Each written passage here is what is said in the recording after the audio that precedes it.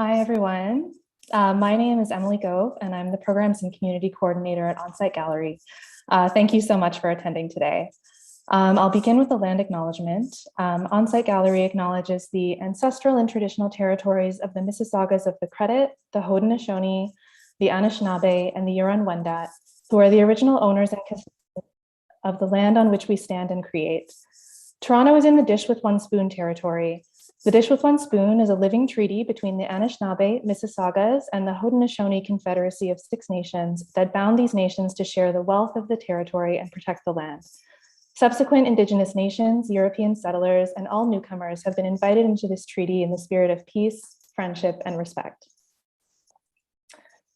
So this panel accompanies Onsite Gallery's current exhibition, Survival Architecture and the Art of Resilience, curated by Artworks for Change. The exhibition features artists, architects, and designers, and begins to address the urgent challenges of climate change, droughts, flooding, food insecurity, and biological disaster. Please visit our website to learn about the exhibition and other upcoming events, as well as read the free exhibition publication. On today's panel, our moderator, Michael Piper, and speakers Jessica Kirk, Rowan Lynch, Derrick Meeking, and Cindy Blažević will speak to practices of collaboration, creation, and community research that aim to address systemic issues of oppression. Thank you to our program partner, the John H. Daniels Faculty of Architecture, Landscape, and Design at the University of Toronto, as well as the Ontario Arts Council and the Toronto Arts Council. We hope to take some audience questions at the end of the panel. So if you have a question, please click the Q&A button at the bottom of your Zoom screen down there and type it in. So I'll begin with introducing our moderator, Michael Piper. Michael is an assistant professor of urban design and architecture and director of the Master of Urban Design program at the John H. Daniels Faculty of Architecture, Landscape, and Design at the University of Toronto. His research and teaching focus on the relationship between design, equity, and political economic contexts, with particular attention on the social and formal transformation of North American suburbs. So with that, I will let Michael take it away. Thanks, Emily. And welcome, everybody. It's really a pleasure to be invited to moderate this group. I've been taking the morning to kind of look at everyone's websites and work, and I'm really kind of fascinated by the diversity of approaches that you all at OCAD have kind of corralled together for this event. I think it's like some very distinct approaches to thinking about, humanizing communities. So I'll just say, thanks to you all, and thanks to Jessica, Rowan, Derrick, and Cindy for joining us. So we'll start with Jessica. And so I'll just maybe read a brief intro to her. Jessica Kirk is a cultural worker, curator, and community organizer based in Toronto. She is the executive director of Wildseed Centre for Art and Activism, a project of Black Lives Matter Canada that serves as a fertile ground for Black creativity and organizing in the city. She holds an MA in social justice, social education from the Ontario Institute for Studies in Education, and her thesis was written on Black geographies and critical creative practices within and beyond the city. So with that, I'll welcome Jessica to present. Thank you, Michael.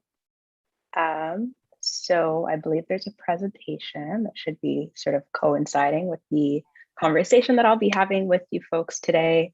I will try to make sure that I don't speed up my speech too much so the ASL interpreters can engage with what it is that I'm sharing with you folks today. And thank you so much for the work that you folks are doing alongside us to talk about really exciting conversations around community engaged art and design.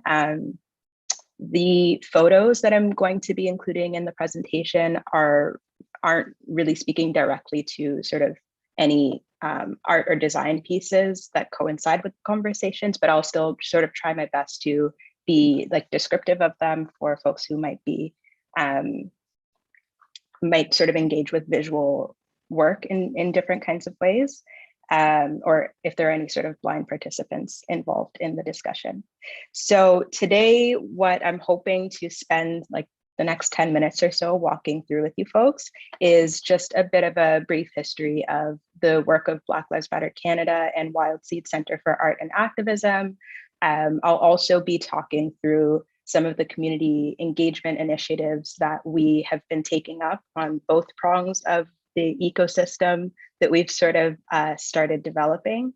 And I also want to wrap up the conversation by just talking about a few learning outcomes and things that we still have to tease through as a team as we sort of move forward with building out sort of the renovation plans in the center and continue with this experiment that we are calling Wildseed Centre for Art and Activism. So you can head over to the next, oh, sorry, before going to the next slide, the picture displayed is just a snapshot of 24 Cecil, which is the new community hub that we recently purchased over the summer in Toronto. You can go to the next slide.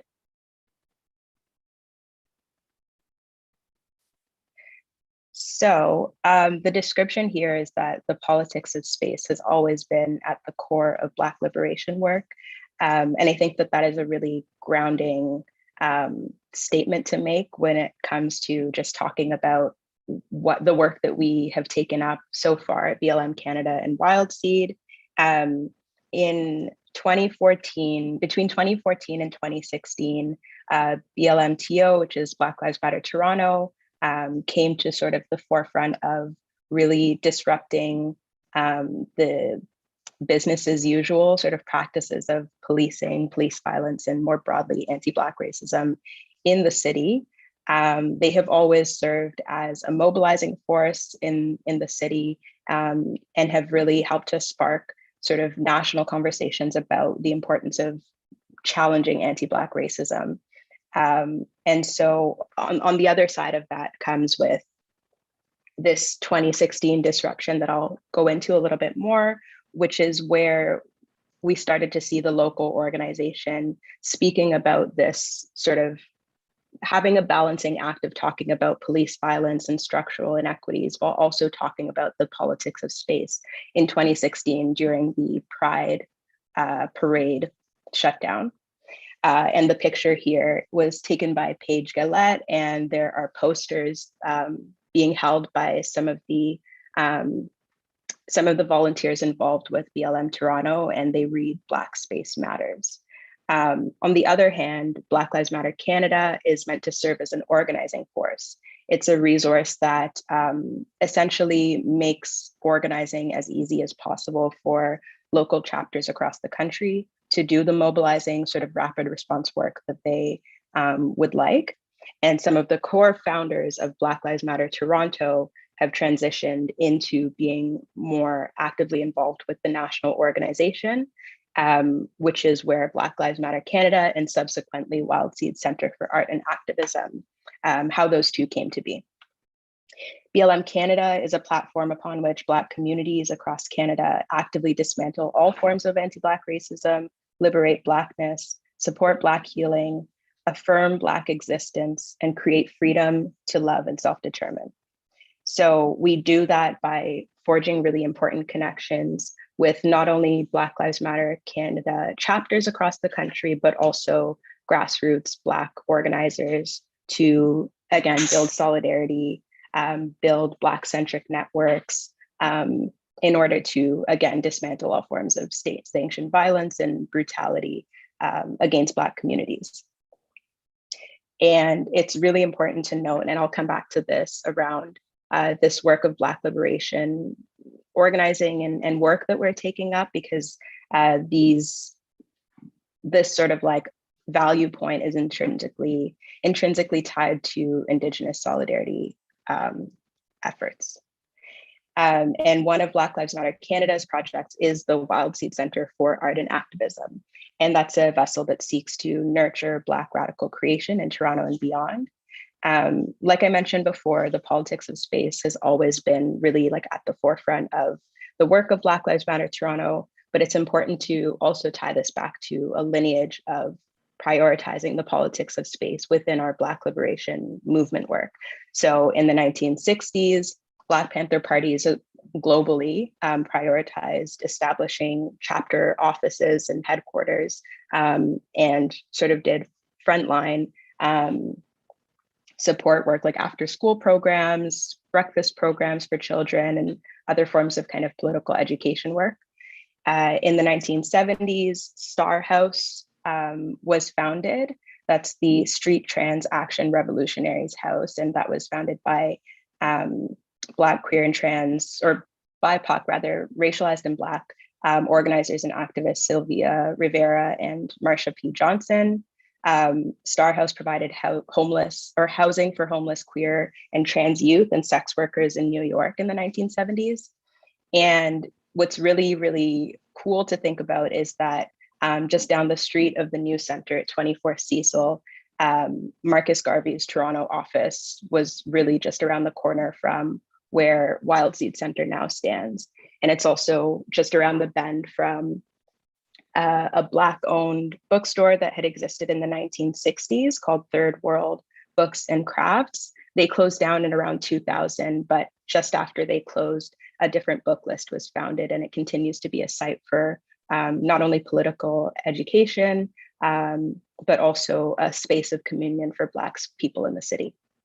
Black Lives Matter Toronto's tent city was about sort of challenging practices within the SIU, but they were also at the same time, simultaneously, talking about fighting for space and access to convene and celebrate with Afrofest. And Pride was about policing presence in the parade, but it was also about supporting Black spaces that are led by grassroots groups like Black queer youth. And so when I speak about sort of the lineage of the politics of space really tying into what we now know as Wildseed Centre and BLM Canada, it absolutely is. It goes sort of far beyond this history, this very short, like 5 or 6 year history of BLMTO, and more broadly just responds to the work that Black organizers have always taken up. I guess you can go to the next slide.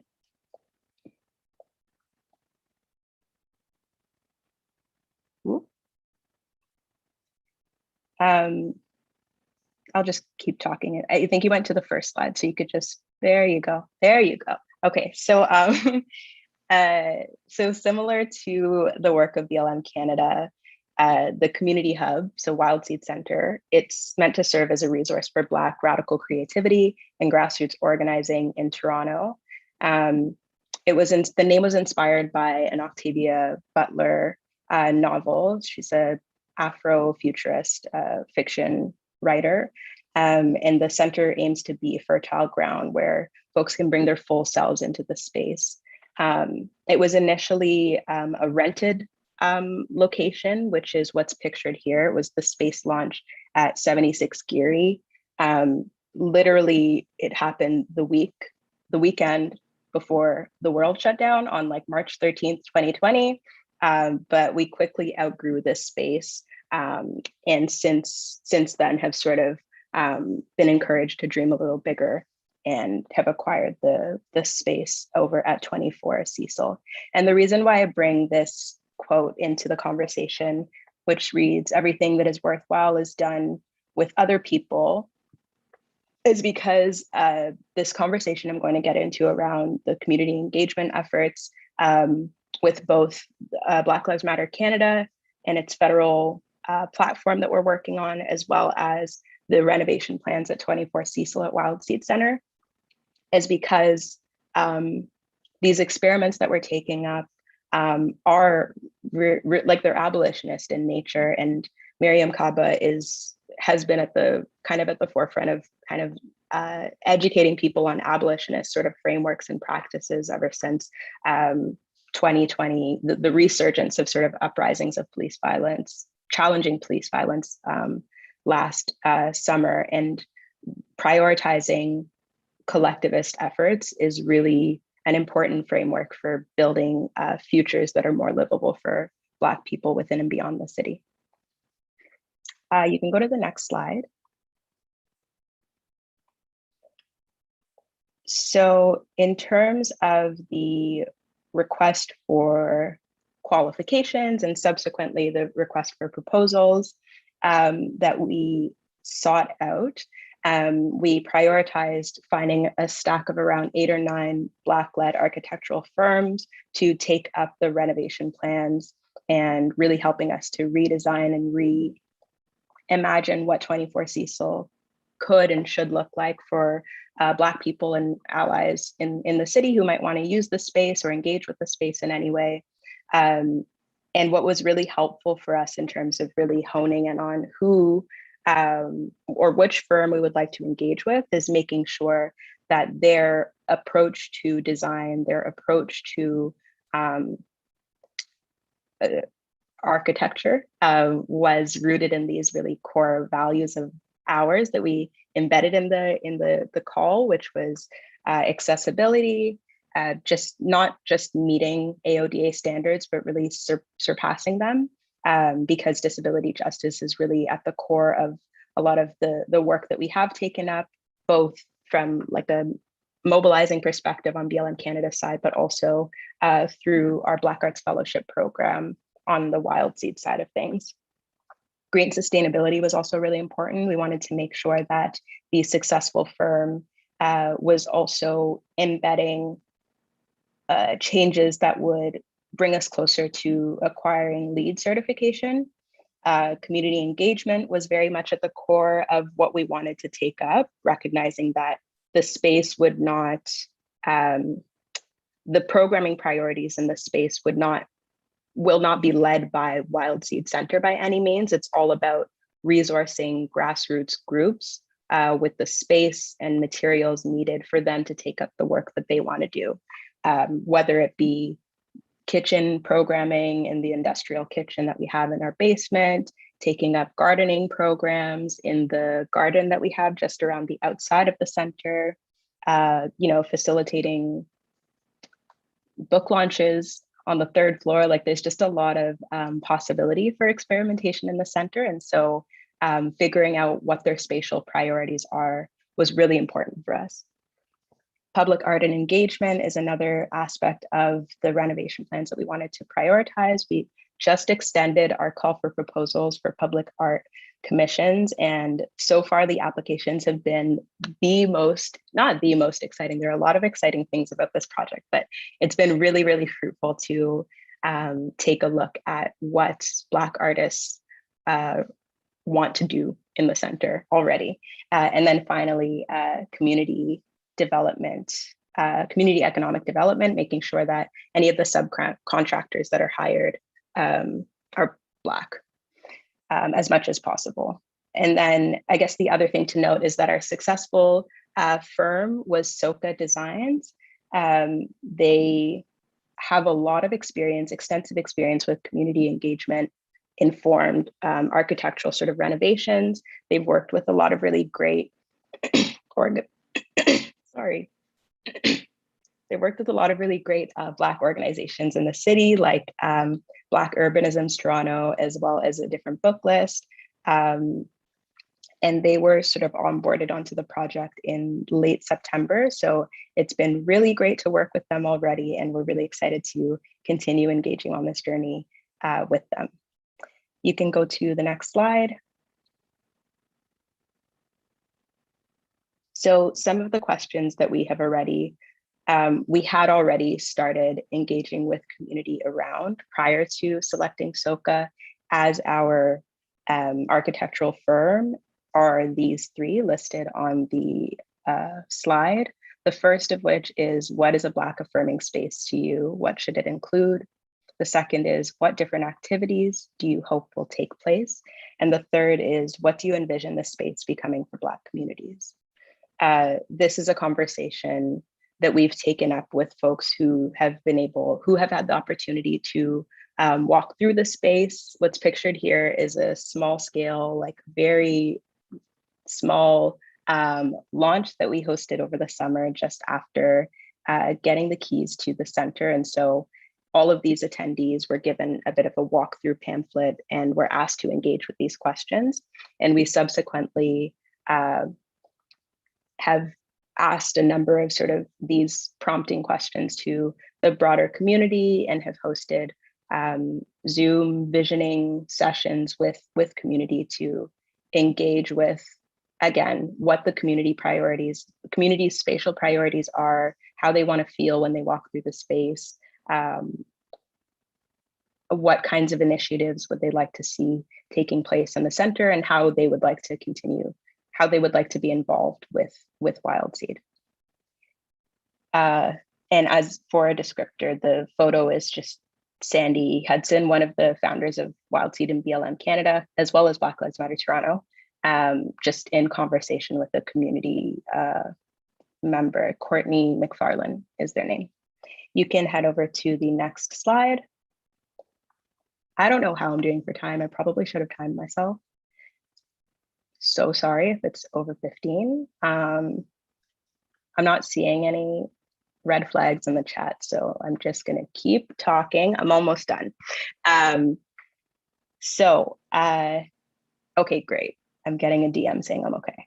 So the next component, like I mentioned before, two-pronged project, Black Lives Matter Canada, Wildseed Centre for Art and Activism. I've spoken about the community engagement initiatives being taken up on the Wildseed side of things, but what is also really in core and central to the work that we're doing is through Black Lives Matter Canada.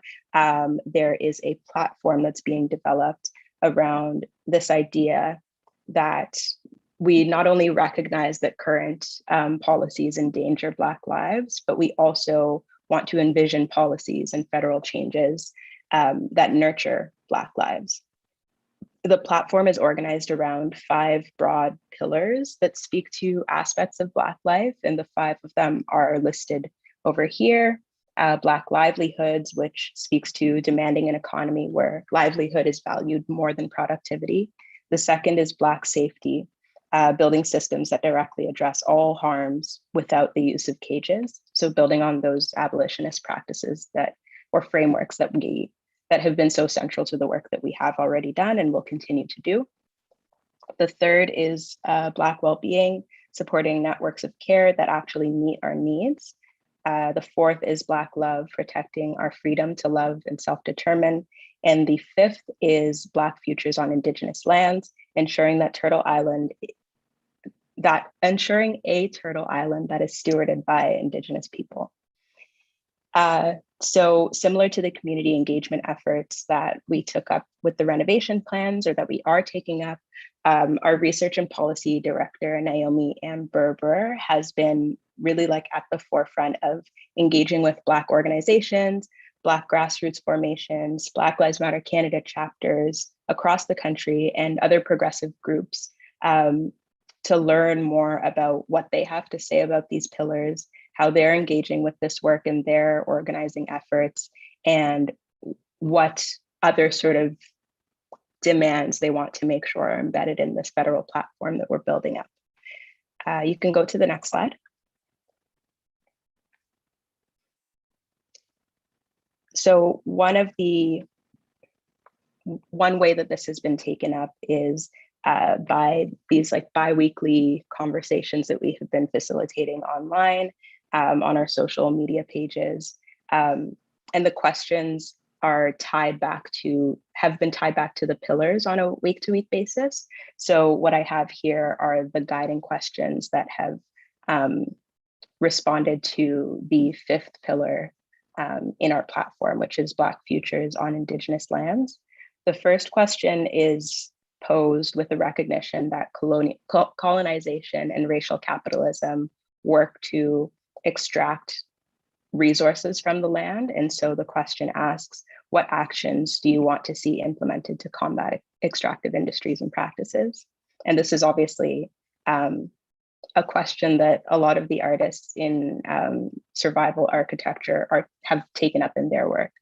And the second question here has to do with recognizing that our relationships to land are forever impacted by colonial violence. The question here is, what policies do you see maintaining this violence in your community? So it's been really great to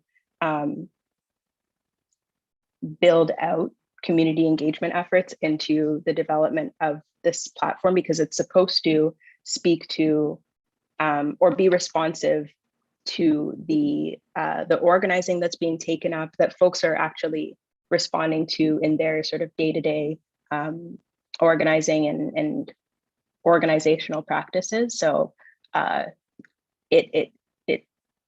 think it ties back to also the conversation that I had brought in at the beginning of the presentation around nothing really being able to be, nothing can be accomplished, or nothing that's worthwhile is done alone, which Miriam Kappa repeats throughout her work and all of the sort of workshops and conversations that I've had the pleasure of seeing her facilitate, and in her book, We Do This Till We Free Us. You can go to the final slide. So what I want to end us off with is this really, really beautiful quote by Octavia Butler. It's not in Wildseed, which was obviously the namesake of the center, but it's from another one of her books, Parable of the Sower. It says, "All that you touch, you change. All that you change changes you. The only lasting truth is change. God is change." So at Wildseed, we're sort of really, really uniquely positioned to carve out tangible resources for Black artists and Black activists to draw inspiration from one another to enact change in our society. I have a note here just in response to one of the works that I had the pleasure of sort of seeing when I walked through survival architecture. This person named William McDonough, sorry if I'm not pronouncing your name correctly. The work was called House Like a Tree, and the design invites this celebration of diversity. And what I like about it is that it's not this kind of like neoliberal understanding of meeting diversity, equity, and inclusion standards, but rather it's kind of a response to learning from ecosystems on Earth. And one of the ways that we adapt to an ever-changing world is by learning from the land. So I guess to like kind of tie up that invitation, it's kind of as a means to share that the building was sort of named Wildseed, and it is a physical space, but the invitation is to sort of create sort of wild seeds and imagine all of the guests who are engaging with the center to be sort of wild seeds of their own, and inspire people to enact change in their own communities. So that is all from me. Thanks for your time, everyone. Thanks, Jess. Thank you for sharing your work. It was a pleasure to hear about and to see. So I'll introduce our next speaker, Rowan Lynch. She'll be speaking on behalf of Hearth Garage. Founded in 2019 as an artist-run space, Hearth seeks to provide a site to present projects within a context that values collaboration, experimentation, and community. As a structural element in the making of a house and a tool providing warmth, light, and food, a hearth gathers us towards itself and towards each other. Hearth is located on Ulster Street, just east of 3-Star Variety, 621 Bathurst in Toronto. See hearthgarage.com or at hearth.garage for information on past and present programming. So welcome, Rowan. Looking forward to hearing you speak. Hi, so I just need to share my screen, which will take a second.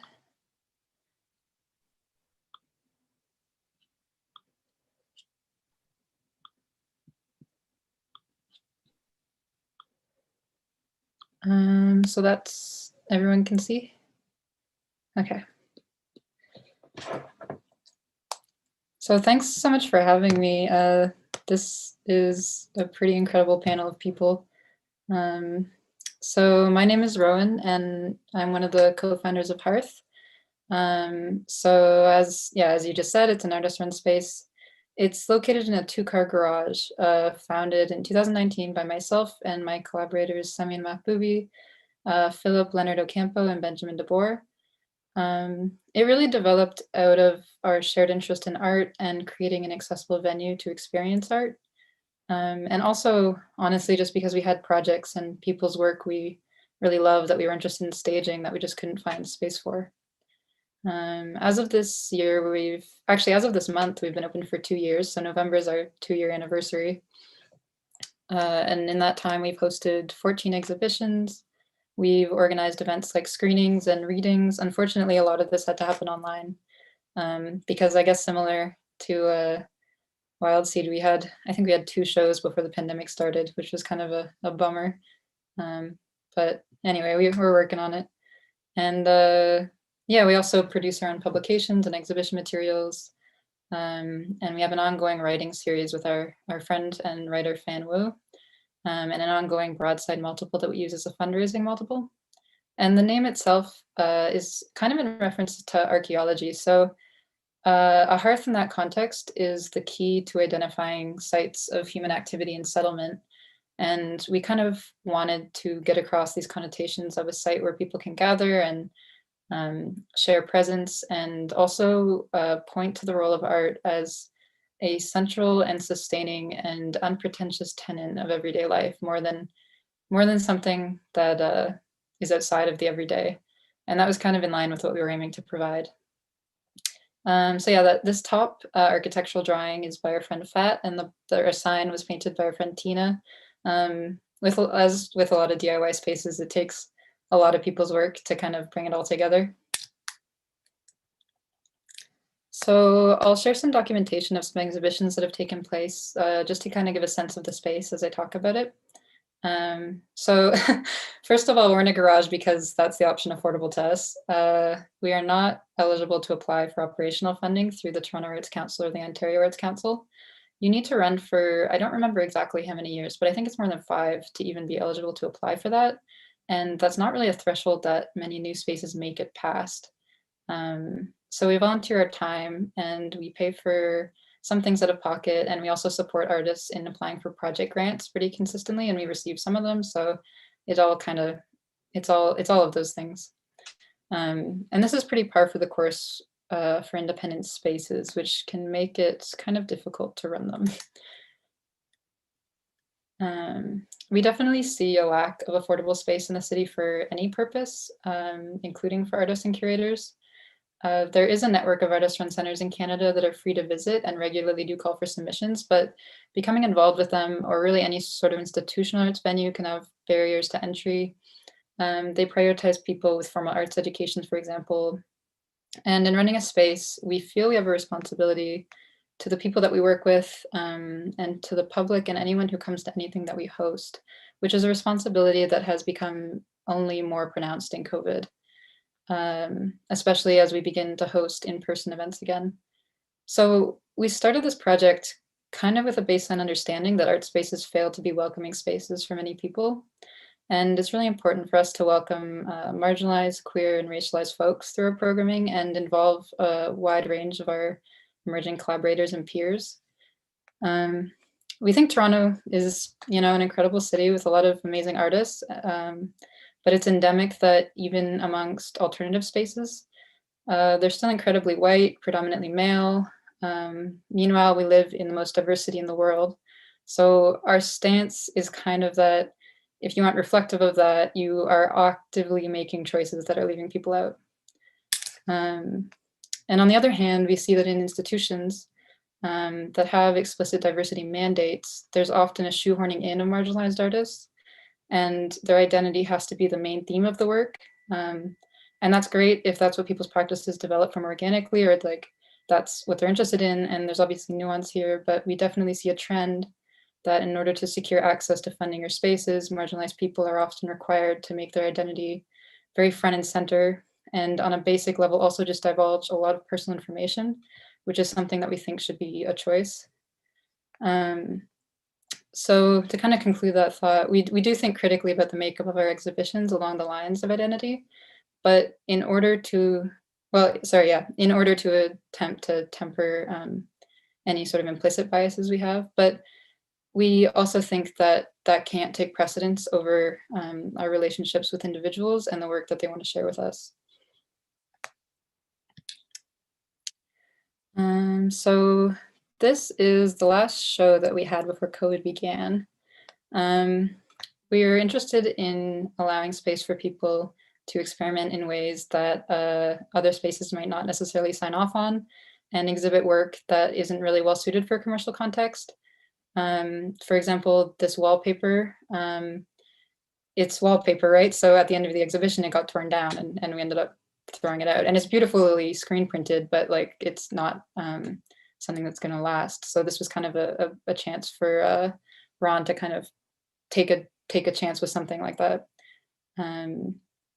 And yeah, since we're in a garage, I guess we kind of have the freedom of having nothing left to lose almost. Like we tell people they can alter the space in any way they want. And we make it clear we don't have insurance, but this can kind of be freeing in a way. I mean, of course we make it clear and people have to be okay with that. But yeah, sorry, a little more information on how we run.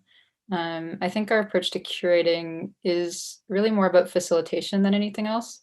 We're interested in a sort of lateral relationship more than a classic sort of what you think of when you think of a curator, where there's a curator who has a vision and they handpick artists to illustrate that vision and kind of flesh it out, almost like the arguments in an essay or something. The way we see it is that we're being entrusted with things that are very important to people. And as curators, our role is to take care of these objects and amplify the projects of whoever follows what we do. So we also give every artist we work with an honorarium, which is pretty rare for DIY spaces, but we figure that as much as amplifying people's work can do some good, so can money. And we do that unless they receive a grant in association with the exhibition, which allows them to pay themselves. And we've discussed different methods of fundraising like Patreon, but I think ideally we prefer grants because we would rather redistribute money from the government or wealthier people outside of our circles than pass the same $20 bill around. So this was our most recent exhibition. It was a solo project by Soledad Fatima Munoz, who's a really incredible artist. The works had to do with her addressing the history of neoliberal intervention in Chile, and her work has this really beautiful quality that draws people in. This is a weaving made with copper and cotton. And I think a really great thing about our space is that we get a lot of walk-ins, which is really rare for art spaces, and we're street facing, which is also rare for a garage. And we love that we can kind of meet people and gather people who are totally outside of an arts community. We have met a lot of people in the neighborhood this way, and people are always walking by and asking us what we're doing, and especially during install, which is kind of funny. And yeah, especially with shows like this that are really explicitly political, people will walk up and sort of be drawn in by the work, and then you get to be like, hey, here it is if you want to read more about it, or here's the artist if you'd like to talk to her, and it can kind of lead to conversations that wouldn't happen otherwise, which is really nice. And you can see more context for each of the things that I'm showing online. And I've also added our website on the last slide. So here's some examples just of our poster and broadsheet project. We pair artists and writers to collaborate on a poster, and then we sell it to fundraise for different initiatives in the city. So the artists decide how much of the cut they get and then how much goes to charity. And we've done a couple of these.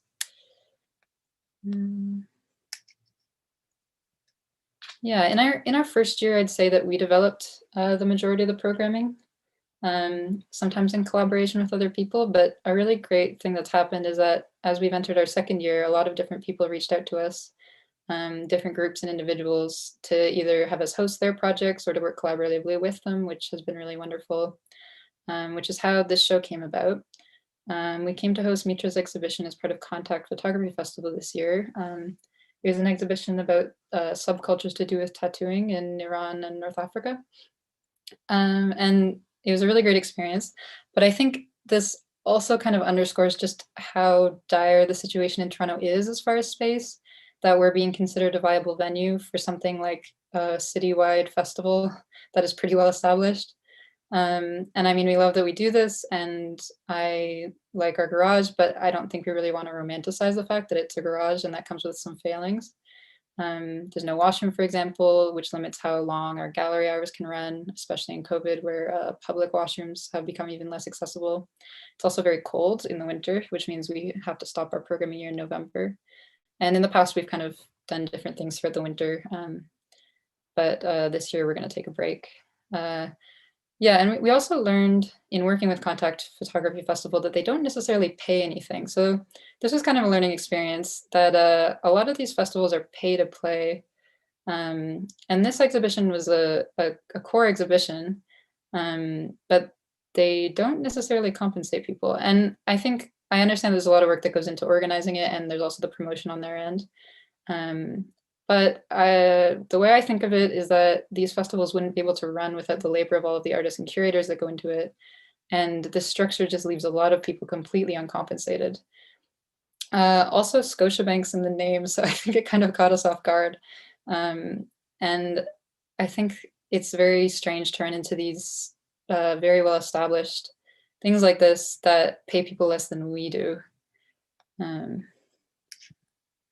So this was another exhibition that was kind of special to us because we got to collaborate with another DIY space in the city. So they're also run through a collective, but it's a much larger collective. I think I always forget the exact number, but it's in the tens. It's like 13 people. And I think collectives end up being how a lot of these projects end up being sustainable. 811 Gallery was also a collective. They were a DIY space that's now closed, but definitely had an impact on me when I was a little younger and first getting involved in the arts in Toronto. Just to talk for a second about DIY spaces, we are part of like a larger ecosystem of them for sure. There's a bunch of non-commercial spaces that run out of little corners all over the city. And several of them are collectives. A lot of them run out of spaces like garages. 811 was in Chinatown, and then at 888 DuPont, which is being redeveloped right now. Mama is a curatorial collective that doesn't actually have a set space. So their model is that they do guest programming and kind of pop into other locations. And Cassandra doesn't actually run programming anymore. They closed pretty recently, but they used to share a space with Pumice Raft, and they had a model that I've heard of a few times in the city, which is that two groups will rent a space and then swap out month by month. So Cassandra would do a show one month, and then Pumice Raft would do a show the next. And I guess it gives them a break to be able to program something every second or third month, but it also makes it more affordable, I think. And this screenshot is from our website, actually. We have a spreadsheet accessible to anyone that where we've listed art spaces in the city, not just DIY spaces. It was really for ourselves at first. I think we just made it amongst ourselves, and then we figured it was a good resource to share. So if you want to check that out, feel free. And also, if there's anything on it that's missing, feel free to message us and we'll add it in. So my last note is future projects and the sustainability of all of this. So our next exhibition is our last one of the season, and it's actually opening on Friday. It's the result of a call for submissions that we put out that we called a curatorial incubator. And our idea was that there's really no opportunities available for people who've never curated a show before, just to get the guidance in doing so and become comfortable with the actual experience of doing the steps that it takes to make it happen, because there's really no one way to do it, and there's nobody out there teaching it by the book or anything. So we thought that would be an interesting program to run. And that's the next show. It's curated by Devani Ramanujam, who was the recipient of this. And it opens on November 5th and runs until the 24th.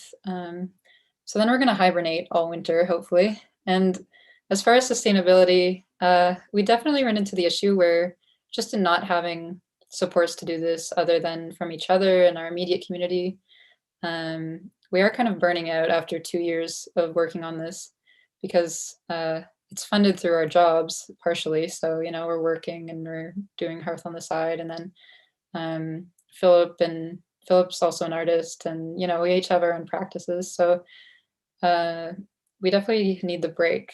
And also our landlord has actually asked us to leave at the end of November. We really tried to keep a good relationship with them, but this is also a really common thing with DIY spaces, is they're just kind of always moving. It's hard to find somewhere stable to stay. So we kind of are accepting of it. We think the timing kind of worked out anyway. But we're gonna take a little break for the winter and then be back in the spring in some form. We're definitely gonna keep doing this kind of work, and we're gonna keep working together in the same form. But we're going to see what happens and kind of feel out where Hearth might go next. Yeah, so I guess it was already in the introduction, but for past and future announcements, you can look us up online. And we really want people to feel comfortable reaching out to us. So if you have any idea for a show, or like you just want to talk about art in the city, I don't know, or like you have questions about curating or just anything, feel free to reach out. That's about it. Thanks.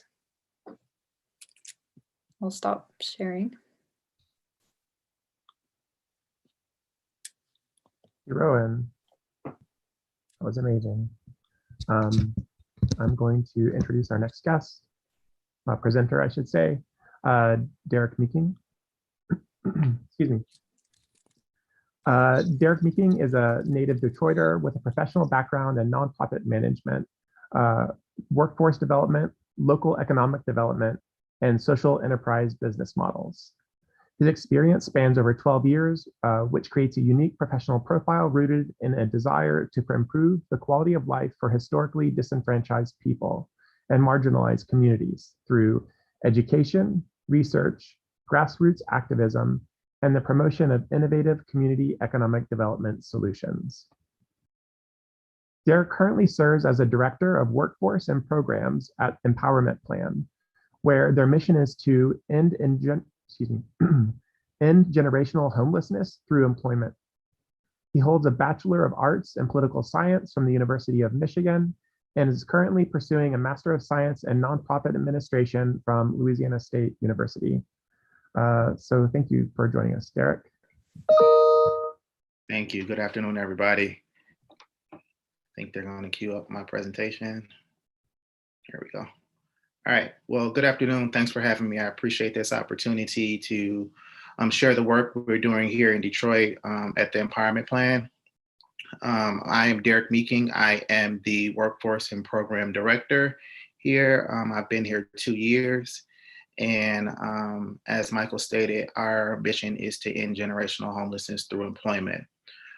We are a social enterprise model where we have a workforce development arm where we hire individuals who have experienced homelessness to sew what we call our Empower Coat.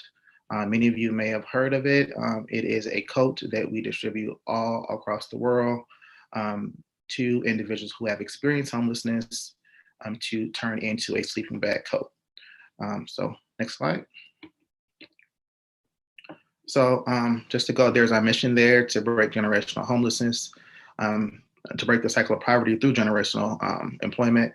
And also our vision is in the world we see, marginalized communities living in poverty will have the tools to become the architects of their own future. So my role is to ideate and create programs for individuals that we serve, our graduates that go through our program, and also our coat recipients so that they have the tools and resources necessary for economic self-sufficiency. So what we do in-house is that we employ individuals to make the coat, but we aren't just an employer. We equip the individuals with specific programming so that they will be able to have the tools to be successful once they go through our transitional employment model. We intentionally partner with partners all across the Metro Detroit area to give them the tools they need to be successful in mental, financial, and health well-being, so that ultimately, once they graduate, they'll be able to be contributors to society. Next slide. So here's one of our quotes from one of our seamstresses. On average, our folks stay with us for about 2 to 2.5 years. And through that time, they take an opportunity to really look inside themselves and work with our case managers to really set some short and long-term goals. From the first time we meet someone in the interview process, we let them know that they're a part of our family. And the Empowerment Plan family is a family that's going to welcome you with open arms, give you the supports you need at work and outside of work, and then also assist you with what's going on at home. We really look at our model as a 2-gen approach when we go back to the generational aspect, because we know that homelessness is a systemic problem, and also folks that have to go into shelter, it's a lot of trauma that happens initially. So when folks come to work with us, we build up that trust so that they're able to really pour into us, and we can meet them where they are to give them the assistance that they need, whether it's with the empowerment plan or through our resource network. And after we build up that trust, we set those short and long-term goals so that we can help individuals be able to have some small successes so that they can understand that they can have those goals and be successful throughout the program and ultimately graduate. So the next slide. So here's some of our impact numbers since 2012. So we've been around going on 10 years, and we're really looking at what the next 10 years is going to be. So we've created 90 jobs. So we've had folks come through the door, 90 participants. We've impacted 275 children by helping their parents get back on their feet, sustainability with having employment, being that role model at home. All of our graduates and employees are housed stably. And by housed stably is that we have assisted them within the first 90 days to move out of the shelter into either a single family home or an apartment. And we do that by assisting them with first and last month's rent and security deposit so that they can move in and be able to move out of the shelter and have a stable place to live so that they can be able to raise their children and have that place to lay their head and not have to worry about being in the shelter. And we've distributed over 43,000 coats globally to partners in need so that we have coats on the street so that individuals can be warm in the fall and winter months. Next. So how our model is set up, our workforce development model, is that we have a 60-40 split. So it is a job first. So that's the first thing that we tell individuals, that you have to be able to make it to work on time, because we want to build positive and good habits so that once they graduate, they're able to be successful in the next job. So we pair full-time employment with the right range of supportive services so that we can make sure that folks, even though they're working, they may have to meet with the case manager, or they may have to take their children to get any type of shots for school. And we work around that so that folks can do that on the clock and be able to still get paid. So if someone has an appointment at the end of the day, they're able to leave at 2 o'clock and then still be paid until 5. We understand that individuals who aren't making a lot of money initially need every hour in their check so that they can stay sustainable and make sure that their bills are paid. So as an employer, we have come up with this model so that we can make sure that folks are being able to make their bills so that they don't slip back into homelessness. So the majority of the time, the 60% is spent on the floor making the coats. The other 40% of time is in programming and support services. So we consider programming to be meeting with a case manager or going into that ecosystem of support. So we have partnerships with literacy centers. So if folks need to go back and get their GED, they can do that while they're working with us. If individuals want to go into any type of certificate training, they can do that while they're working with us as well. Also, we have emotional support. So we partner with a mental health and wellness professional that comes into our office once a week to do one-on-one session and group sessions with our participants. And then we have soft skills training and yoga as well for that relaxation that they can do while they're at work. Next slide. So here is a sample of steps to success. So when folks come in, we try to sit down with them and we understand that everybody's journey is going to be unique. So an individual, even though they may have experienced homelessness, does not mean that they are intellectually incompetent. So an individual may need to re-enroll in their GED, or they may have some college. They may have a high school diploma. So the first thing we do is that bottom level is establishing that stable income with empowerment plan. So making sure that they're getting a check every 2 weeks. We offer a full suite of benefits, paid time off, health, dental, medical, all that type of stuff. And then we help them with stable transportation. So you have to work on getting your license. What do we need to get you over that bridge? All right, let's assist you within the first 90 days, 180 days with a bus pass to get you to and from work. Is there a major emergency in the morning? We can give you some Lyft credits or Uber credits to get you to work. Stable childcare. We have to make sure that all of our all of our participants have some sort of dependent, whether it is a parent at home or if they have any children. So we work with them to find resources so that their dependents can be safe during the day while they're at work. And then we work with that stable housing that I talked about earlier. All of those things we try to accomplish during the first year at EP. And then we go into financial health and wellness, because we want to make sure that once you're looking towards the end of your journey at EP, that you understand that we want to place you in the in-demand, high-wage industry where you're making at least $16 to $17 an hour and earning paid time off and benefits. So we want you to understand how to manage your money, how to get your credit in order, because you're going to be making more money. And as head of household, some of your supports may drop because of your funds are going to be more funds are going to be coming into your house. Mental health and wellness, we talked about that earlier. Folks who may be completing their high school diploma or GED, or on the flip side, someone may have enrolled into a short-term credentialing program, let's say, for instance, in healthcare, and they achieve their CNA certification. So that's a win as well on the way out the door.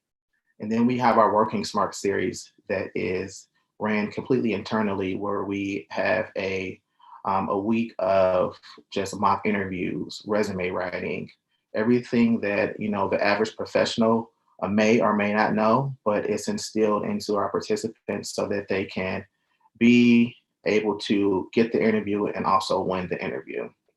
And then we do a career assessment on the way out the door to see exactly what type of learner are you? How are you going to prevail in the workplace? And then we equip them with the tools so that they can sit with our career and placement manager to be able to say, okay, what's next? What area are we going to go into? Are we going to continue your education? Are we going to go out into some sort of career or industry in healthcare, manufacturing, what have you? And then ultimately, we want individuals to be placed, and we track them for 100 years, for 1 year, to be able to make sure that they don't fall back into homelessness, or, if something happens. So what we do strategically after that 1 year is that we have check-ins at 30, 60, 90, 180, and 365. And we still offer support services for folks. So if someone graduates and goes into a new job, many times an individual has to work two weeks in a hole. So that means that they don't get a check for 2 weeks. So we keep them on payroll for 2 weeks so that there isn't any lapse in their bills or any financial hiccups.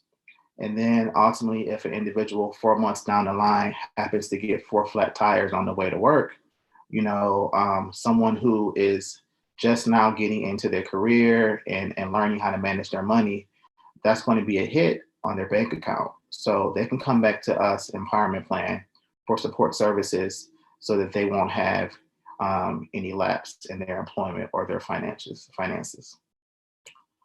Next slide. So a little bit about our code, which we consider to be the tool that is our beacon of hope.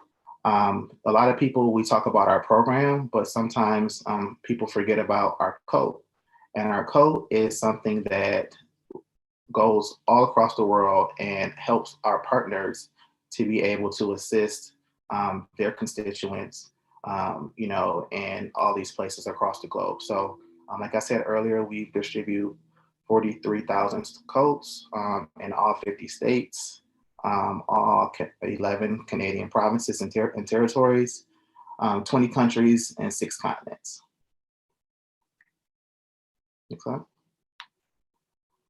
So here's just a quote from one of our coat sponsors, you know, and I pulled out just what's in the red. You know, I'm amazed that a company like this exists. The code is not even for me, but I cried when I received it because your company was so gracious to help someone in need. So that's just from our coat sponsors, and we ship these coats all across the world. So our motto is, if anyone on here wanted to have a coat for someone that they have seen in need, or one of your organizations, the model works so that you can reach out to the empowerment plan and you can sponsor a coat for $125. And the coat can be shipped directly to you, and you can give that directly to that person you see on your way to work every day, or the person, you know, who just needs the coat. And then if an organization wanted to sponsor a coat, they can sponsor a batch of coats, and we can send them to you, or we can send them to another nonprofit organization in your name, and they can distribute the coats that way. But we really look at the coat as something that is a tool that's needed to give an individual hope that, you know, they can get through something, you know, whether it's a cold night, whether it's a cold winter, and having that coat and being able to sleep through the night so that they can be comfortable and to be able to get up in the morning and go and get a meal or go to a job interview is something that we pride ourselves on. Next question. Next slide. And thank you. So I'll put our website down at the bottom of the chat if anybody wants to check it out. And I'll also put my email if anybody has any questions they want to ask offline. But I thank you guys for the time, and I'm looking forward to the questions later. Thanks, Derrick. Excuse me, I think I'm echoing. No. Thank you, Derrick. What an amazing program you've organized. Look forward to discussing. I'll introduce our next speaker.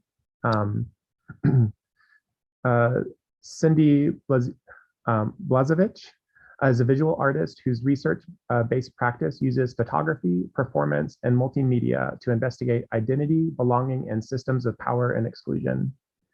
Deeply invested in activism and social engagement, she has spent years exploring Canada's penal system, immigration policies, and constructions of citizenship, often through collaborative processes with diverse communities. Through both documentary and fiction, she critiques the systems within which she operates. Her work has been exhibited and awarded internationally. Blažević was an inaugural artist in residence at Osgoode Hall Law School, York University in Toronto. She currently lives in Toronto with her 3 rambunctious kids and her partner, Pascal. You can see her work on cindyblažević.com. Hi, everybody. Thank you so much for that introduction. Today, I'm going to talk about 3 projects. The first 2 are about the architecture of an immigration system. So I'm going to share my screen. And let's get that there. Okay. So the first project from my practice that I want to talk about is a study for a more comprehensive video-based version. It's called The Kid Who Sits Next to You in Class. So that's what's on the poster board in front of this young person. So these photographs are about, and importantly, in collaboration with undocumented childhood arrivals. You might have heard them referred to as dreamers south of our border in the United States, but because young people who are brought to Canada as children do not have the same specific legislative pathways and protections, and of course then no political discourse on the subject, most Canadians are entirely unaware that these kids and young adults exist. It's almost as if the Canadian version of dreamers don't even have the option of dreaming. But they do exist, and very much in the shadows.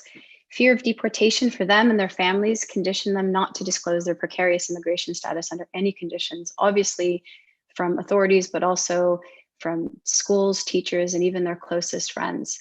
Many kids without status don't even become aware of their situation until they are late teenagers, when the don't ask, don't tell policies of primary and secondary schools no longer apply, and they find themselves blocked from accessing further education, which is shocking and also severely curtails their career options.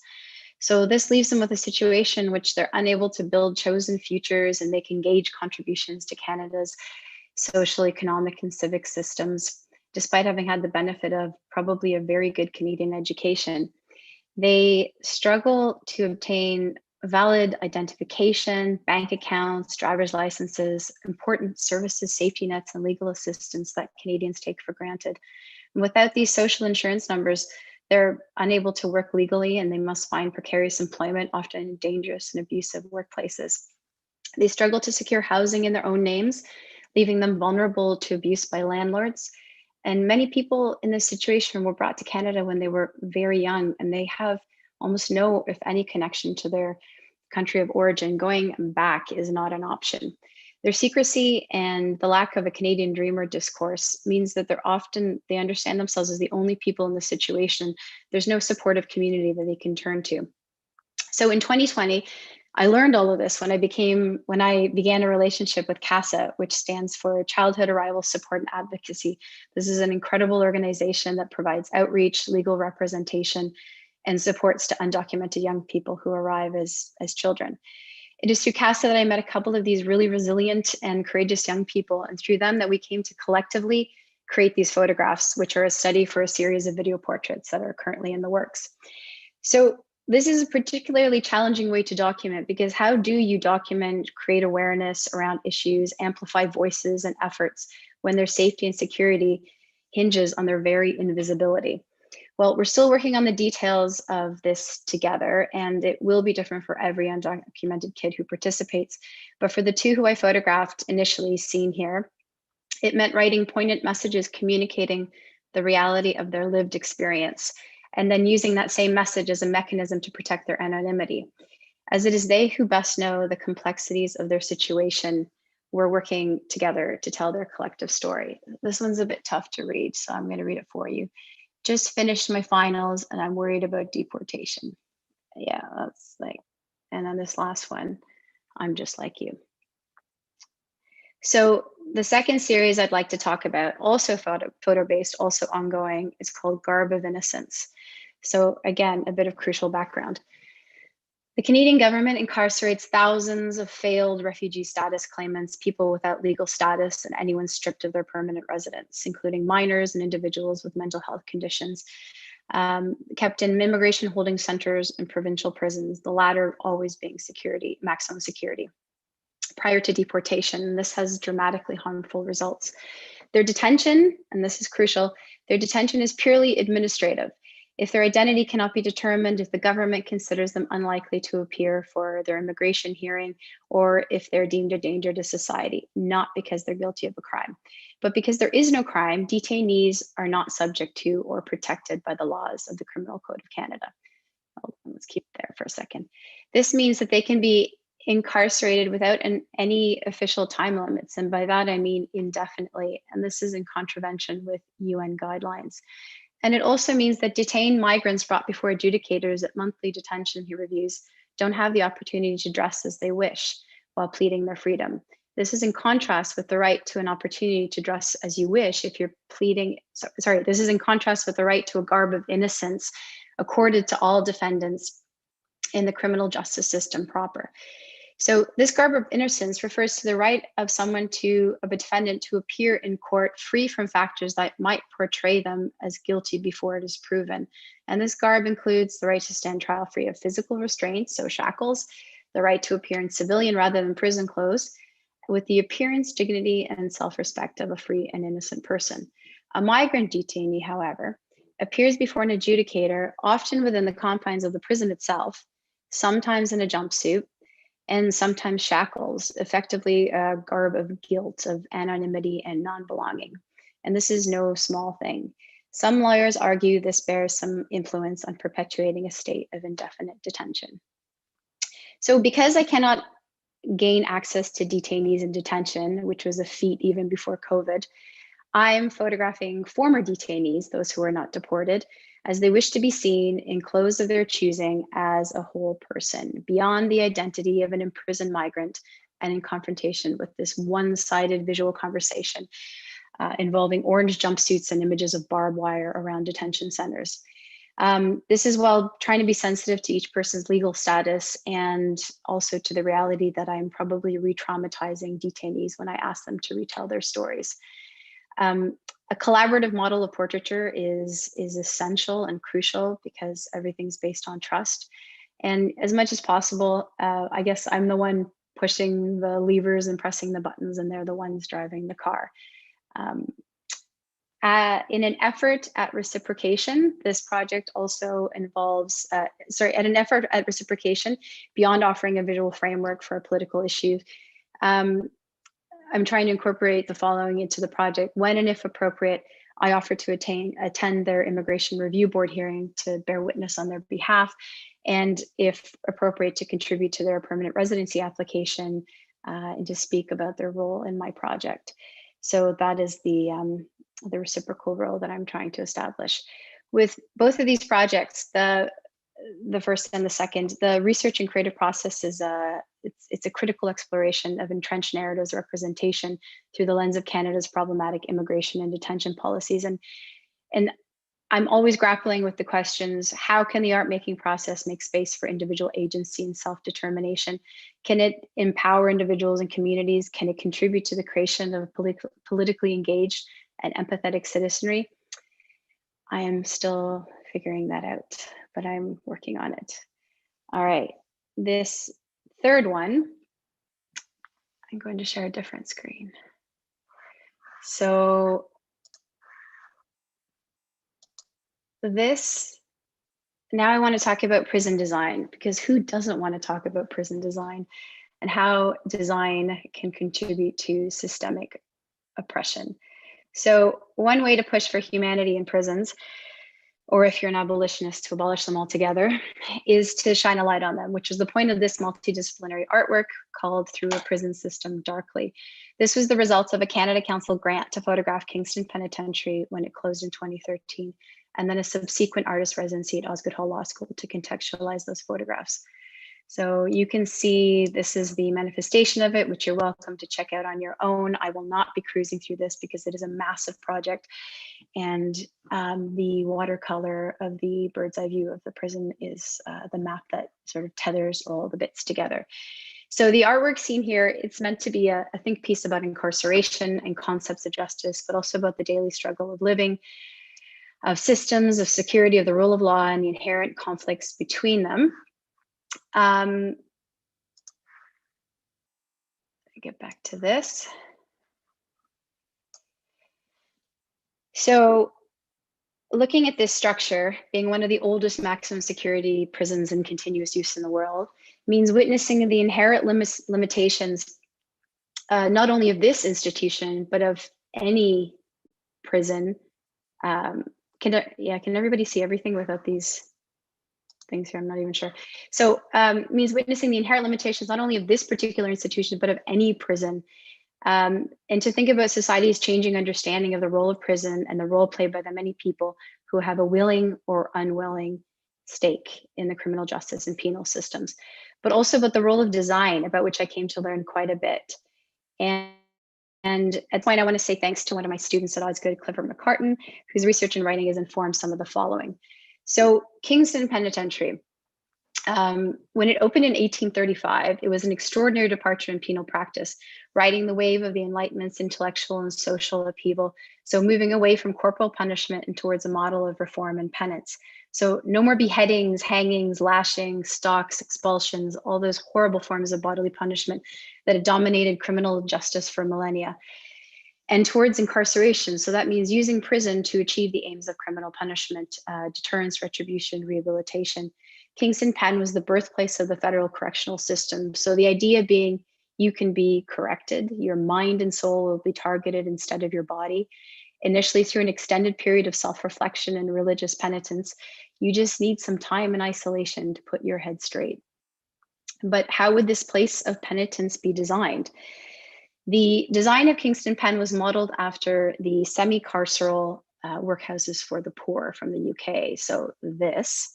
So combination of this with their workhouse-like layout and US style models, so this, that emphasize silent incarceration and more silent forced labor in prison workshops. So creating workspaces that look like this, this, and this, and this.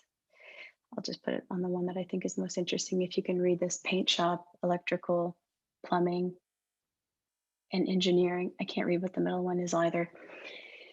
The isolation was thought to better facilitate religious awakening. In reality, it spurred madness and immense suffering, which is incidentally what solitary confinement or segregation achieves in modern prisons, but more about that in a moment.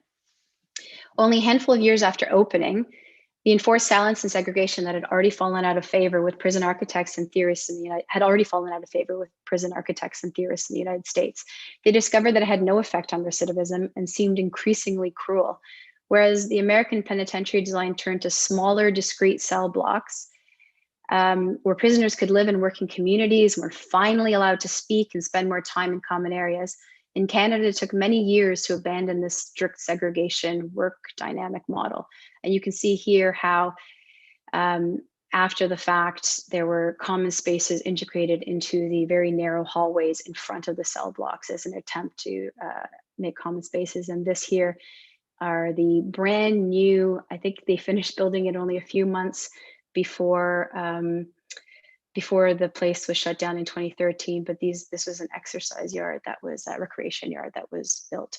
So this was being built in 2013 as a common space. In 1954, the United Nations passed the Standard Minimum Rules for Prisoners, the SMRs. This international covenant declared that prisons are fundamentally rehabilitative institutions which must respect basic human dignity and which mete out no further punishment beyond the deprivation of liberty itself. In practical terms, it was now unacceptable for prisoners to be double bunked in cells unless for a short period of processing time or in the case of emergency. This spelled the very long, very drawn out end of Kingston Pen. So 1954, 2013. With its tiny windowless traditional double bunk cells, there's no way they could have continued. Eradicating double bunking halved the inmate population, leaving this massive, expensive facility operating with a fraction of the people it was ordinarily designed to house. As other penitentiaries popped up around, there you go, there's some more spaces. It shows you how narrow and small it is. As other penitentiaries popped up around Canada, almost always in rural areas, the relative cost of maintaining an urban penitentiary became unjustifiable. So in December 2013, the facility was finally shuttered and its prisoners transferred throughout the country. So you can see what I'm getting at here. The shape these early buildings took is important because penitentiaries tend to be huge, long-lasting structures. How you build something, the bricks and mortar construction of spaces, dictates how you use it long after philosophies, ideologies, social and cultural mores, ethics and laws shift. Kingston Penitentiary was an institution designed around abandoned theories of punishment. One can make the same argument about similar structures currently. Here you see a semi-panopticon, which is a physical manifestation of a philosophy about how to keep prisoners in check by making them think they're always being watched. A philosophy that very unfortunately lives on with Elf on the Shelf for those of you with kids. So as for meting out no further punishment beyond the deprivation of liberty itself, in actuality, layers of additional punishment exist in spades. Restricted movement, access to education, exercise, resources, mail, your mattress, blankets, access to family, in case of this photograph, access to darkness so you can sleep or have a break. It's all given and taken away arbitrarily. Rules are enforced arbitrarily and perpetrate arbitrary suffering. Added punishment also exists within how a space is designed. Sorry to go so quickly. At some point, old-fashioned keys were replaced by electronic systems to open cell doors. So now a human being opens your cell door from across the prison at a central control station, and that little tendril of human contact you used to have with a prison guard is gone. And this creates even more social isolation, and it causes even more human breakdown. And then there's solitary confinement, also known as administrative segregation or disassociation units or structured intervention, which is the newest version, which is another obvious form of added punishment. In 2011, the UN rapporteur, special rapporteur on torture, said anything over 15 days in solitary confinement is a human rights abuse, which some have interpreted as torture. After 15 days, irreparable psychological damage occurs. So what is the responsibility of architects to the people who are incarcerated in their buildings when they've designed spaces that by design violate standards of human rights? They keep inmates alone in cells with little to do and with minimal human contact. Some argue that if architects aren't the ones to build them, well, who will? But it's hard to dispute that the philosophy is baked in. When you create a building with a very specific design intent and little variability, you're locking people into that current mindset for the lifespan of the prison. You would think that the prospect of spending more time in a truly horrible environment would have an effect on recidivism, and that was the original theory. But actually, many countries with much friendlier prison environments boast extremely low rates of incarceration. So historically, the physical structure of Kingston Penitentiary, though no doubt harsh by modern standards, represents the political courage to try something new, to depart from accepted practices of how we deal with people who hurt us and the people who make us mad. And it reminds us that something different is always possible, that punishment doesn't have to be carved into stone just because our buildings are. And so it is my personal hope for continued critical thinking about future models of punishment, about the destructive stupidity of prisons, and how we can be more humane and what design we use in that process. Thank you so much for listening. Thank you, OCAD, for inviting me. It was my immense pleasure to share my practice with you today.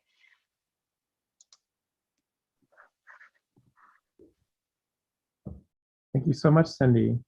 That was yeah, some powerful imagery. As an architect, it's so hard to follow up after this kind of demonstration of our responsibility to the built environment, and it actually got me thinking a bit about some of what Jess shared earlier too.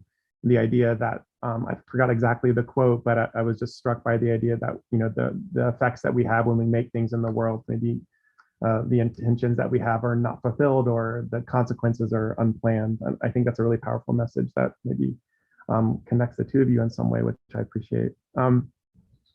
So given that you all represent a pretty diverse range of kind of practices, I want to speak super briefly about what I understand that ties you all together and why you're here today, and then ask you to speak a little bit about that. And I think that has to do with this idea of humanizing community or making more human somehow through your actions, things that aren't otherwise. So, whether that be Black lives, such as Jess spoke about through a kind of community hub that's getting built, or a gallery that sits on a sidewalk available to passersby, or an amazing kind of beautiful model of economic development that Derrick demonstrated, or the photographs of lives that Cindy shared. There's I think a real demonstration of attention and care for people in the world and how we interact with them through the work that we do. So I'm gonna maybe ask a couple questions, and I'm hoping that you guys can feel free to interrupt me while I'm going through them and kind of respond to questions that maybe weren't intended for you. I'd love for this to be more of a conversation if possible, but I'll, for the sake of structure, I'll start with the beginning and work my way through. So Jess, actually, I was really, that was amazing. I looked at your website and I saw, this kind of work. I understood you to be kind of more of an arts organization, and I see you're evolving into something completely different. And it was so exciting to hear you speak about that evolution today. And I'm just, I'd love to hear if you're able to say, where you're going or what's, it seems like it's more of a kind of community organization than a kind of arts facilitator in a way. So yeah, can you speak about how you're getting to this point and where you might be going? It's a very loaded question, Michael. So yeah, you're absolutely right. Wildseed Centre in its initial formation was just a very small scale, maybe just over 1,000 square footage of industrial space that was meant to have primarily been a space in which either artists or activists could convene and sort of take up the space for a multiple ways. It was supposed to have served as a gallery space, an exhibition space, and also kind of a space to develop the work that they had been working on. But when we found this new sort of community hub, it's a 3-story building, just over 10,000 square footage. And we essentially decided that it would be so much more expansive for us to develop our understanding of what it means to engage with Black activists in the city, and really unpacking this understanding of what it means to support Black artists as well. And so we now understand artistry to be taken up, and we have the resources available to support artistry beyond this like visual or visual artists in that kind of framework. And so we're really excited to work with, like I mentioned, gardeners who might want to take up gardening workshops or programming. There's a community kitchen, so that allows for a lot of sort of kitchen and food oriented programming in the space. There is also room for a childcare center. So there's a lot of possibility for youth programming in Wildseed now. So you're absolutely right. It was Wildseed as a concept and as a space was very much birthed by Black artists and Black activists, but because there's so much room to experiment and to dream and to support, again, this expansive understanding of artistry and activism, there's just there's a lot on the horizon that I'm not really able to package in like 30 seconds to a minute, but I'm just excited at the possibility of it all. Yeah, no, I just to kind of scratch the surface a little bit, it's exciting. No, I mean, I'm particularly like fascinated by kind of, design or art initiatives that then kind of through being out in the world turn into something else. So I think that's kind of, just really interesting to me. So, I said I was going to go in order, but it makes me think that actually it could be nice to ask Rowan a kind of related question, just because I feel like you have this gallery that was, in a garage that sits on at the end of a block, and I walked by, and by the way, Fat is one of my students, the gentleman who did the drawing for you. Whoa. And yeah, so props to him. I guess what I'm trying to get at through mentioning is he kind of really just looked to places that you were working on as a kind of model for how to create community, not necessarily through sort of formal processes, but maybe even accidentally. So people passing by who maybe weren't intending to participate. I don't know. I don't know if that was part of your goal, or if the garage was just something you had to take, or if it was a desire to be in a kind of public place like you are. But I don't know if you can speak to that ambition at all. I'd love to hear about that. Sorry, could you summarize the question? Oh yeah, all over the place. No, I mean, I guess was the idea of having a kind of publicly accessible art space, one that was literally out in the world rather than kind of behind the wall, so to speak. Was that a kind of ambition, or was that something that was just an accident? And if so, are there any stories you might share about that? Because I think it's really interesting. Yeah, well, first of all, Fat's a really good friend, so that's really cool that you know him actually. Yeah, I think the garage kind of came about predominantly just because of the limitations that we were working with. We found it on Craigslist.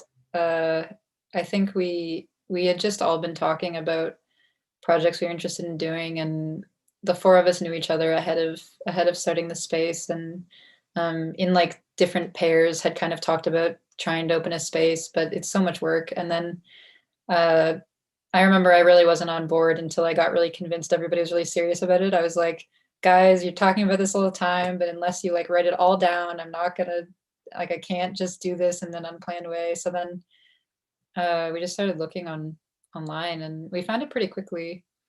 I mean, I think even though it wasn't exactly a choice to be outside. And there, yeah, again, there's some things I would definitely change about it if we had the option. Like in an ideal world, I think we would want to be more of a community space than what we're doing. Like I think we'd be interested in running a wider variety of programs, especially in COVID.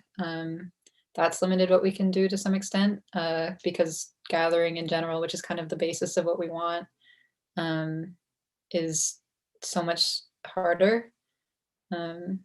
So although there's real benefits to what we found, and getting to meet the people in the community that we landed in has been really rewarding, and interacting with all different kinds of people who are walking by has been really rewarding. I think that we'll maybe aim to have an indoor space at some point, and we hope to kind of work towards that. It did end up being a weird silver lining though, because now when we have openings, we just open the door and everybody, I mean, until this month, it was warm enough that it wasn't uncomfortable, and it's made people feel a lot safer, I think, which kind of works to our benefit in a weird way. Yeah. After you said you didn't want to romanticize the garage, I asked you to romanticize the garage. Thank you for indulging me. Yeah, it's interesting actually. I think a lot about these moments where things things that you do by necessity have kind of unplanned consequences. So I don't know. I know I don't want to romanticize it either, but I think there is something valuable to learn from that. Derrick, God, what an amazing program, and form of economic development where people who had at one time been homeless are employed to then create something that's given to people who maybe are still homeless. I don't know, that's, and the fact that it's the jacket sleeping bag, I have to say, like as a designer, there's something about that kind of vision that, I don't know, it feels, I don't want to speak out of turn, but it seems kind of genius in a way. And I just wondered if was there ever, I'd like to hear more about where that idea came from, the idea of kind of creating something that's by the people or by the community, that is the people in a community making something for other people in that community. Yeah. I wonder if you could speak about that, and if that was something that was kind of embedded in the initial goal of your program. Yeah. Yeah. So like I said, we're coming up on 10 years, and the coat was actually the capstone of our CEO and founder, Veronica Scott, when she was graduating from the College of Creative Studies here in Detroit. So she created this coat to go and distribute at various homeless shelters, and she was distributing the coat to the ladies, and the ladies said, well, the coat is great, but we need jobs. And bing, the empowerment plan was birthed. And so she started hiring individuals directly from the shelters to produce the coat. She started out with 8 individuals in a co-working space here in Detroit. And now we've been in our private owned building, I think it's about 20,000 square foot. And we have capacity for 50 industrial sewers. Right now we have 40. And we're looking to grow to 50 over the next year. So, it was a small pet project that turned into, a social enterprise that's, like you saw, all across the world. So the next vision of EP, I would say, is that we're really trying to carve out exactly what our workforce development model looks like, so that we can invest in the people in the Metro Detroit area, and then ultimately scale on a small level to metropolis, whether it be a Chicago or a Cleveland or a Buffalo, places like that, so that we can create a small sale, something that can be manageable, so that we can prove proof of concept in these communities to expand our reach and expand our service model towards the people who need employment. Yeah, I mean, I think that's another example of, I mean, it's interesting to hear that it started out as a kind of pet project in a way, and I think it's I guess it's fascinating to hear how these kind of projects, and this maybe connects a little bit to what Jess, speaking to your program, Jess, this idea that you start out with something and then, you know, by happenstance or by intent, it kind of changes and grows into something else. And so, but I think that's really impressive. The thing that's that I'm most curious about is, like, I understand the kind of economics of, you know, the employing people to make the coat, and the coat goes out into the world, but also tying in kind of the supports for the people working for you. That's like how recently has that been part of your program? Or was so that's been baked in since the beginning. A lot of our funding model is 50% comes from co-sponsorships. So that's directly what I talked about earlier. We have 20% from just annual giving, and 30% is from grants and foundations. So our development team really works hard to raise money for not only general operating costs, but also those support service dollars, so that individuals, while they're in the program and also graduate out of the program, have those supports, you know, financially if something does happen. Now, as a nonprofit within the community ecosystem and, you know, navigating systems, we definitely want to refer them out first to be able to tap into some of those free public resources. But if it comes down to it and we have to tap into support service dollars, we are able to assist them with housing, transportation, education, things of the sort. Yeah, it's amazing. We have until about 2:45, so I said I'd hoping to have a conversation, but I realize I'm being quite kind of bullet pointy here. I just want to hear from everyone a little bit more. So I am gonna ask you, Cindy, a question, you know, while we still have a moment. So I actually, we had a kind of chat message about how buildings and communities kind of both are embedded in some of these projects. And this wasn't my question, but I think it's fascinating, your final project, to see the kind of, not the kind of human occupation of the building that you're studying, but the kind of experiences and lives of people from a building after it's been occupied. I don't know, that was something really powerful about those photographs. But what I wanted to ask you about is, has your work always been kind of people-centered? You know, like, so foregrounding the kind of stories behind people, and projects focused on individuals or groups, such as you presented today. And I don't know that, and is that a kind of ambition, I suppose, to kind of to tell stories that maybe aren't immediately available to us through your work? I think the short answer is yes. I think I have focused on groups, and I think that I initially thought with Kingston Penitentiary that it wouldn't be very interesting because there was nobody left inside, but actually all these artifacts, all these missing bits, I think that it told a lot in the end, that that it wasn't as soulless as I thought it was going to be. And I think maybe it made it a bit more poignant even, because you would not focus on the spaces left behind. If the people were still there, you'd be looking at them and their situation and their stories. So have I always focused? Yeah, I think I think issues of exclusion have always interested me, the idea of authority and who gets to be an authority on something, who gets to decide.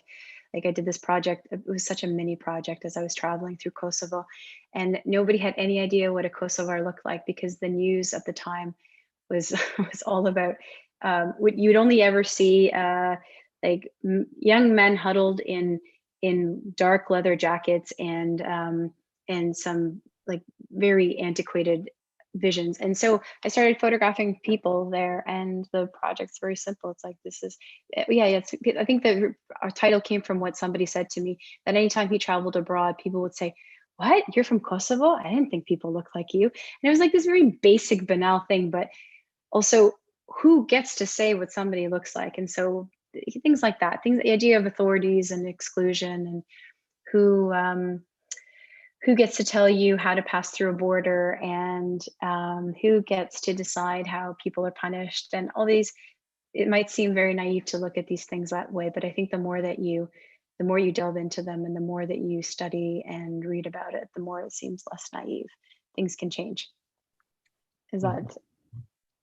Emily, And also, I have to say, I have to go pick up my kids from school, so I have to leave this conversation. I'm sorry I won't be able to participate much longer. Cool. If there was anything else you wanted to ask me before I go. No, I think we're wrapping up. Emily's joined us, I think, to kind of help us close things down so you guys can get about the rest of your days. Okay, I'll stay for one more minute. Thank you so much for everything, for having me. Emily, I'll hand it over to you. Sure. Yeah, I just wanted to, just to wrap things up quickly, I just wanted to say a huge thank you to our moderator, Michael, Jessica, Rowan, Derrick, Cindy, as well as our interpreters, Danica Brown and Dean Weave. And I guess I'll just close with just a quick reminder. Survival Architecture, the exhibition, is open at Onsite Gallery now, in person with safety precautions in place. The exhibition continues until December 11th, and it's free to visit. And I'll also mention the Empower coat that Derrick spoke about in his presentation is also included in the exhibition if you'd like to see it. And so for full info, to see the publication, to see our upcoming programs, all of that stuff, you can visit our website, opadu.ca/onsite, or if you just Google Onsite Gallery, we should pop up. And I'll just mention quickly, we are doing some free guided tours. There's one tomorrow, Thursday at 2 p.m. And one on Saturday at 2 p.m. as well. And you can register for those from a link on our website as well. So I think that's about it. Thank you all, and thank you everyone attending. And we'll have a stream of this available on our YouTube channel as well if you'd like to revisit it later.